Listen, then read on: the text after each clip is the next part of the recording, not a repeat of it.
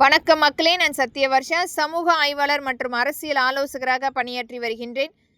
இளைய சமுதாயம் மட்டுமே மக்களின் பிரதிநிதியாக சட்டமன்றத்தில் அமர்ந்து பேசுவதற்குரிய பங்களிப்பை ஏற்படுத்த வேண்டும். இது என்னுடைய கருத்தாக நான் இங்கே பதிவிடுகின்றேன். வாய்ப்புக்காக காத்திருக்காமல் உங்களுடைய பாதையை நீங்கள் உருவாக்குங்கள்.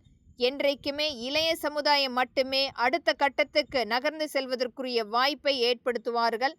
இன்றைக்கும் ஒரு திரைப்படம் சார்ந்த நபர்களுக்கு வருடக்கணக்கில் கொத்தடிமைகளாக அடிமைகளாக இன்றைக்கு நாம் வாழ்ந்து கொண்டிருக்கின்றோம். அவர்கள் மட்டுமே முதலமைச்சர்களாக நம்மை ஆண்டு கொண்டிருக்கின்றார்கள்.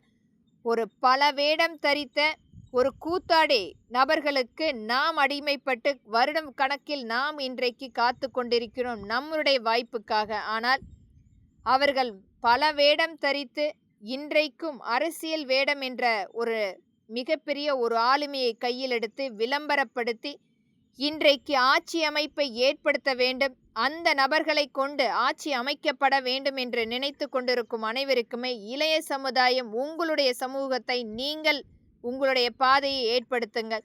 ஒரு சாதாரணமான ஒரு கூத்தாடி வேலை செய்யக்கூடிய திரைப்படம் சார்ந்த நபர்களுக்கு முதலமைச்சர் பதவி கொடுக்க வேண்டுமா, அல்லது அந்த துறையிலிருந்து வந்த நபர்களுக்கு அங்கீகாரம் அளிக்கப்பட வேண்டுமா?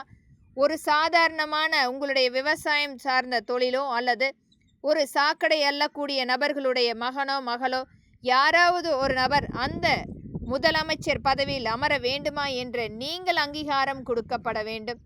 இன்றைக்கும் நம்மளுடைய தமிழ்நாடு மிகப்பெரிய ஒரு கடன் சுமையால் இன்றைக்கு ஒரு அடுத்த கட்டத்துக்கு எடுத்து செல்வதற்குரிய ஒரு நிலை இல்லாமல் மிகப்பெரிய மத்திய அரசினால் ஒடுக்குமுறை ஒரு மிகப்பெரிய சான்றாக ஒவ்வொரு ஊடகங்கள் வாயிலாக பதிவிட்டு கொண்டிருந்தாலும் இனி வரும் காலங்களில் நம்மளுடைய மாநில உரிமையை கண்டிப்பாக காப்போம்.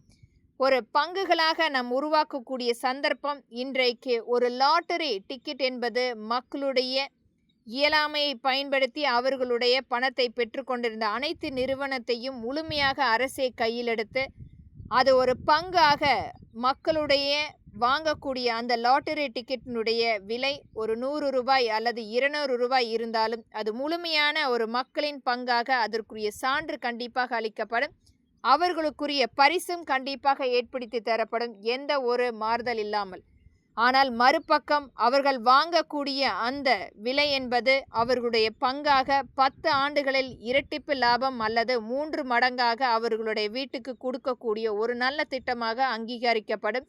இது கண்டிப்பாக நம்மளுடைய அரசிடம் இதை பற்றி பரிந்துரைக்கப்படும். இது மக்களின் நலனுக்காகவும் நம்மளுடைய மாநில உரிமைக்காகவும் இன்றைக்கு இருக்கக்கூடிய கடன் சுமையை குறைக்கப்பட வேண்டும், அனைத்து மக்களுக்குமே வேலை வாய்ப்புகளை உருவாக்கப்பட வேண்டும் என்பதற்கான ஒரு சட்ட திருத்தமாக நம்மளுடைய மக்களுக்காக பரிந்துரைக்கக்கூடிய ஒரு நல்ல திட்டம். என்றைக்குமே மக்களின் எளிய மகளாக நான் உங்களோடு சேர்ந்து இந்த பயணம் என்பது உங்களுடைய உரிமம். கண்டிப்பாக இது இளைய சமுதாயம் அவர்களுடைய உரிமம். இது அடுத்த கட்டத்துக்கு எடுத்து செல்வதற்குரிய ஒரு நல்ல பயணமாக இளைய சமுதாயத்துக்காக நானும் காத்து கொண்டிருக்கின்றேன். எழுச்சியே எழுந்து வா.